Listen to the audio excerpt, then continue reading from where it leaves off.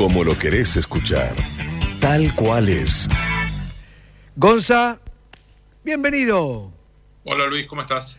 Buen año. Bueno, con ganas de charlar del tema que domina la opinión pública, pero trasladado al deporte.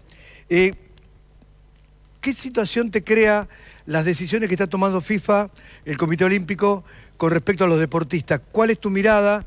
Me refiero al tema del conflicto Ucrania-Rusia. Esta desafiliación o este pedido puntualmente de que no puedan participar en distintos eventos. Yo estaba fijándome en algunos atletas que no van a poder realizar... Bueno, Medvedev es el chico que llega primero en el ranking. Me estoy refiriendo al ruso Medvedev, que logra y que por primera vez va a representar sin bandera y sin himno prácticamente, siendo primero en el ranking del tenis internacional.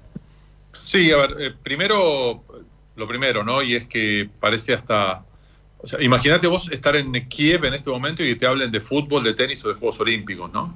Hay una guerra, ni siquiera una guerra, ¿no? O sea, hay una defensa a partir de una invasión, una situación muy desagradable, condenada por prácticamente todo el mundo. Eso es lo primero que hay que poner en contexto, porque si no después se pueden tergiversar las cosas.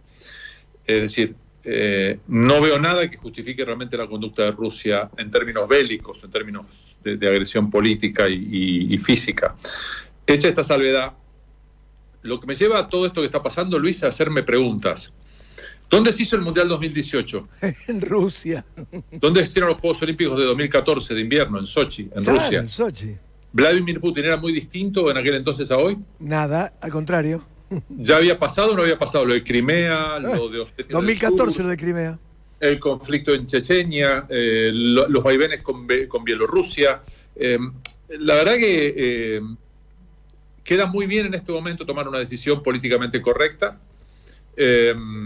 Después hay zonas grises muy difíciles de resolver. No hay una decisión perfecta que se pueda tomar en este tipo de casos, porque es injusto exponer, castigar a Medvedev por lo que hizo el presidente de su país. Entre otras cosas, ¿por qué?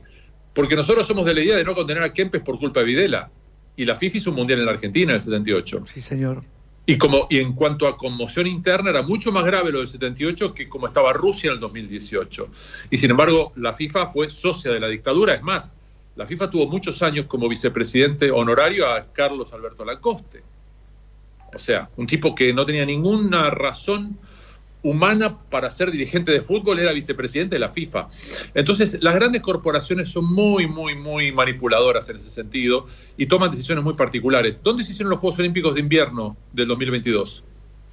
Beijing. Beijing, claro, ¿sí? Ahora, que fue la inauguración el presidente.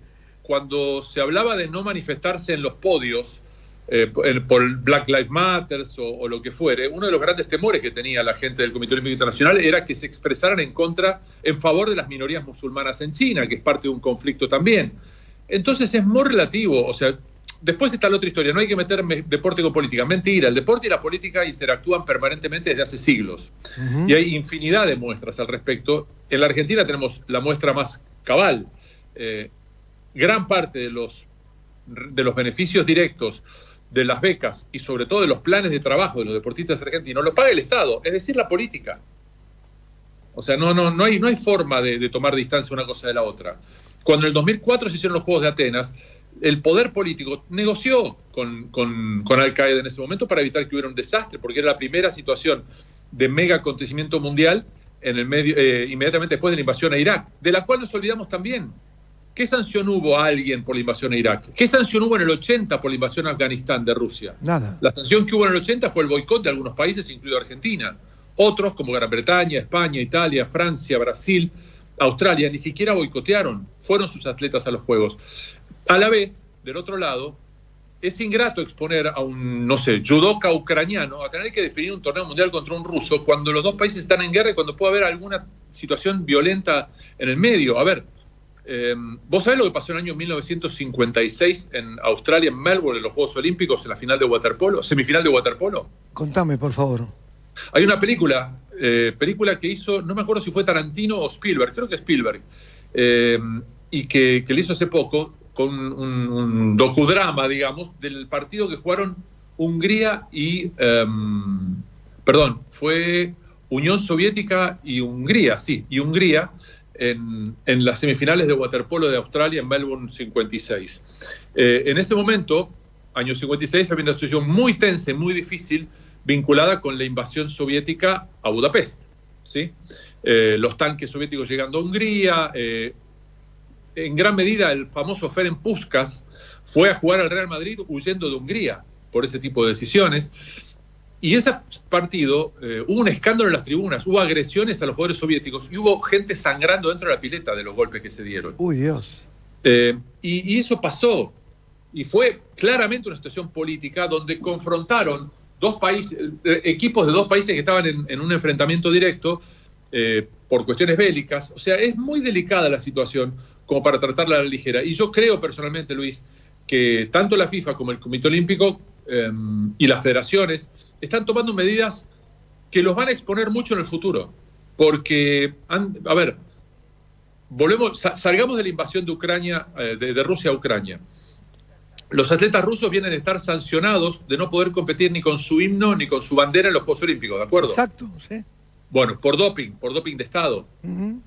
Ok, es curioso porque los rusos ganan muchísimas medallas en los Juegos Olímpicos de invierno y de verano, muchísimas medallas en mundiales de natación y de atletismo y de todos los deportes, y sin embargo hablan de doping de Estado, con lo cual yo llego a la conclusión de que los rusos son tan tontos que dopan a los que son malos. Porque claro, está lleno de tipos que ganan y que compiten supuestamente limpios. Y además, doping de Estado en Rusia. Hay más velocistas norteamericanos que rusos sancionados. Nike tuvo que levantar su Nike Oregon Project por el escándalo de Alberto Salazar como entrenador dopando deportistas. Sí, señor. Pero claro, como es un emprendimiento privado, no se lo considera doping de Estado, entonces no hay sanción. Y te digo más, Luis, a sentido común, a cualquiera que te escuche, ¿qué es más grave? ¿El doping, como cuestión social, el doping o el abuso sexual de cientos de chicas gimnastas norteamericanas? Hemos planteado más de una vez. Bueno, ¿y cuántas sanciones hubo para la gimnasia norteamericana? Ninguna. Claro, es cierto. Entonces es como muy difícil decidir, vos no podés jugar, vos no podés competir. Después ha habido casos en la historia. A ver, por ejemplo, vos sabés que Israel jugó un solo mundial de fútbol. Fue el del Mundial de México 70. Sí, señor. Israel hoy, tanto los equipos de clubes como el seleccionado de Israel compiten dentro de la UEFA, ¿de acuerdo? Correcto, sí. Pese a que es Asia. Ah, cierto, claro. Bueno, Israel se clasificó para el Mundial 70 jugando contra Nueva Zelanda y contra Australia en la zona asiática. No, Corea del Norte, ya entonces con una tendencia comunista, decidió no presentarse a jugar contra Israel, como pasó con varios otros países que no querían enfrentarse y viceversa. Bueno, ¿en qué derivó todo eso? En que se pasara a Israel de Asia a Europa, con lo cual se perjudicó a Israel deportivamente porque es más fácil entrar por Asia que por Europa en un mundial. Pero bueno, Israel está fuera de competencia asiática para evitar fricciones y conflictos. Entonces, a ver, es brutal lo que está haciendo Rusia con Ucrania. Da mucha angustia imaginar hasta dónde va a llegar Putin. Eso por un lado. Por el otro, es muy difícil que las corporaciones deportivas tomen medidas que no los condenen a futuro. Sí, los dejan planteando un futuro. Si vuelve a ocurrir, ¿qué hacen? Pero, a ver, ¿vos te acordás que Argentina en el 2015 tuvo que jugar el repechaje de la Copa Davis en Sunrise, Miami contra Israel? ¿Por qué? Sí. Porque Israel no podía ser local en ese momento por los conflictos bélicos. Está clarísimo. Bueno, entonces es muy difícil. Porque, a ver, no perjudicaste a los israelíes. ¿Sabés cómo estaban los dirigentes de la Federación de Israel pensando en la plata que habían perdido por tener que ir a jugar a Miami? Y bueno, y pasó. Y Venezuela no ha jugado partidos de eliminatoria y equipos de Venezuela fuera de su país también hace poco tiempo. Es muy complejo y es muy, muy difícil tomar una decisión seria al respecto. Yo creo que lo más sensato, personalmente, es lo que pienso, para encontrar un punto de equilibrio es, sí, evitar el tema de la bandera, si querés, una sanción simbólica, no himno en caso de un podio o de una medalla dorada, que no aparezca la Federación Rusa, pero al deportista en sí permitirle competir, entre otras cosas a nivel olímpico. ¿Sabes por qué, Luis? Porque es el pregón histórico del olimpismo. El olimpismo considera al deportista por encima de su propia nación. Sí. Entonces, es como si dijeran, acá no... Después se matan por el medallero, ¿no? No hay discusión. Pero en la Carta Orgánica del Olimpismo se habla taxativamente del tema de el hombre por encima de todo, el hombre como una expresión de su sociedad y no necesariamente de su bandera, no exacerbar el tema. Bueno, y de golpe se exacerba todo. Por motivos lógicos, yo creo que hay mucho caretaje, porque en definitiva, las fotos de Infantino con Putin vos las ves a la vuelta de la esquina, Luis. Eso quedó marcado. Bueno, el 2018 fue un mundial espléndido, que nos engañaron, nos presentaron un espejito de colores, lo que vos quieras, pero fue espléndido. Y para el mundial, y para ver, ¿por qué te pensás? Vea, pensemos en esto, Luis, ayúdame un segundo. A ver. Año 90, mundial en Italia. Sí. 94 en Estados Unidos. 98 en Francia. 2002, Japón y Corea. 2006, Alemania. Todas potencias, ¿de acuerdo? Sí, Sudáfrica en el 2010. Ahí ya cambiamos de rubro. Sudáfrica 2010. Brasil, potencia en el fútbol, pero no tanto a nivel país, 2014. Rusia 2018. En el fútbol tampoco es una potencia, es un país de alguna manera marginal. Qatar ni siquiera jugó un mundial.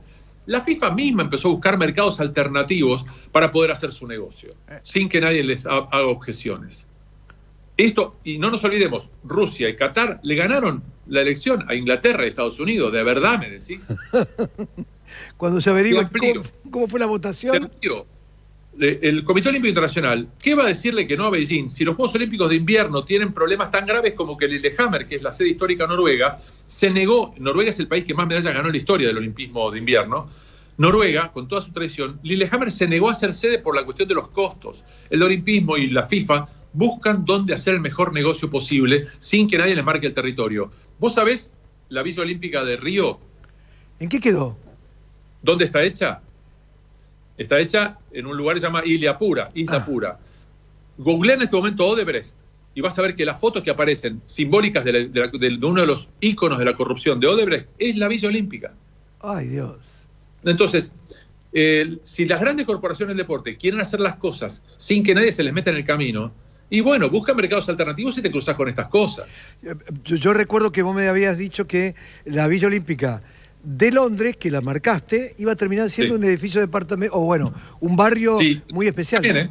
Lo tiene. La de Río también. Lo que pasa es que, a ver, la Visa no tiene nada que ver, el Comité Olímpico tampoco, y los que compraron el departamento tampoco. Simplemente la constructora, que es una especie de Austral Construcciones de Brasil y de toda Latinoamérica, tuvo un escándalo que hizo meter en cana a presidentes de un país, como pasó en Perú, ¿sí? Y un escándalo en Brasil de magnitud, y en Argentina todavía no llegó del todo el coletazo, entre otras cosas porque eran los que estaban desarrollando la empresa Odebrecht, el tema de Ilia Pura, que es donde se construyó la Villa Olímpica. Lo que quiero decir es que el volumen de negocio de un mundial de fútbol y un juego olímpico es tan grande y va creciendo tanto y hace falta ganar tanta guita que bueno, es muy difícil tomar medidas que no te dejen expuesto cuando son medidas tan drásticas como condenar a un deportista, porque vos, a ver, en Argentina en el 80 se condenó a Tito Steiner, se condenó a Ricardo Ibarra, se condenó a un equipo de fútbol, se condenó al seleccionado de básquetbol a no poder competir y defender sus derechos en una competencia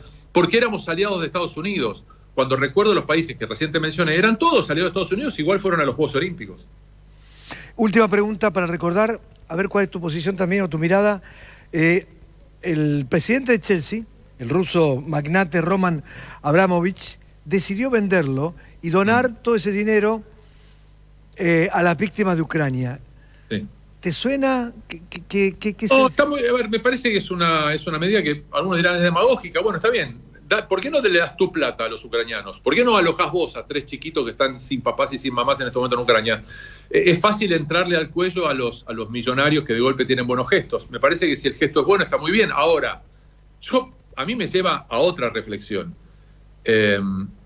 Inglaterra condena, Gran Bretaña condena, Boris Johnson condena la conducta de Rusia a ver, Londres es el lugar predilecto de la oligarquía rusa desde hace años. Las mansiones que tienen. No es casual que hayan comprado ni más ni menos que al Chelsea un ruso. Y ahora, y resulta que ahora son malos. Esto es un poco como cuando Tiger Woods se le fueron los sponsors porque admitió tener adicción al sexo. Cuando volvió a jugar, antes era un capo solamente, ya era un adicto al sexo. Cuando se supo, huyeron todos. Cuando volvió a jugar y presuntamente se rehabilitó, volvieron todos los sponsors. Detrás de la guita hay mucha hipocresía, Luis, y en ese sentido miramos todo de costado hasta que de golpe algo nos expone, porque si la verdad el gobierno británico asume cuál es el nivel de negocio que tiene con los oligarcas rusos, bueno, macho, los oligarcas rusos se hicieron multimillonarios justamente a partir de la caída del muro y a partir de una lógica que está pasando hoy, esta cosa que nos quieren vender en la Argentina sobre cómo es políticamente Rusia. Y por hoy, política y económicamente es ultracapitalismo el ruso. No. A ver qué te crees. No. ¿De verdad? Clarísimo. Y China es lo mismo, es la economía de mercado más grande del mundo. Y me estás hablando. Nos gusta hablar, por hablar un montón, especialmente a los periodistas, y en este caso es muy difícil tomar la medida perfecta. Me parece que consiguieron encontrar el atajo que mejor cabe en la opinión pública. Es como si fuese una decisión tuitera la de la FIFA y la del Comité Olímpico. ¿Cómo, para hacer un promo y vender la Transmi, cómo venimos el fin de semana con las transmisiones de Teis Sport? Y arrancamos mañana a mediodía, un ratito del mediodía, con la primera jornada de la Davis. El sábado tenemos a las 8 rumbo a París, a las 9 hashtag, a las 11 la segunda parte del día de Argentina-República Checa, que esperemos sea bueno. Abrazo grandote, gracias por estar este año nuevo. Gracias. Chau. Qué bueno, ¿eh? No te pierdas a Gonzalo con la Copa Davis y valió la pena escuchar. Siempre una mirada... Es superlativa escucharlo a Gonzalo, ¿eh? Sí, Podés sí. estar de acuerdo o no, pero la solidez con que encara cada comentario...